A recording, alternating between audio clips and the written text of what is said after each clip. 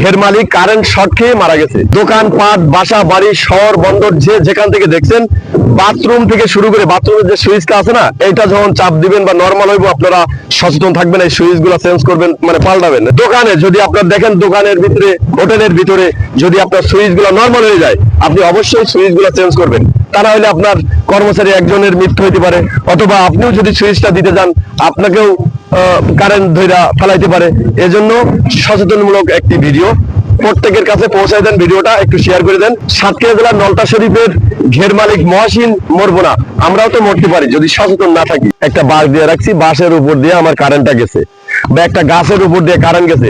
অবশ্যই আমাদেরকে সচেতন থাকতে হবে যে আমাদের ঘেরে, আমাদের বাড়িতে, আমাদের দোকানে, আমাদের মিলে, আমাদের ফ্যাক্টরিতে, আমাদের হোটেলে, আমাদের চায়ের দোকানে সুইচ, কারেন্ট সুইচ যদি কখনো তাল ঝামেলা হয় বা নর্মাল হয়ে যায়, একটু লুজ হয়ে যায়, তাহলে আমাদের বিপদ হবে। সুইচটা দিতে গেলে কারেন্ট শর্ট খেয়ে মরতে হবে।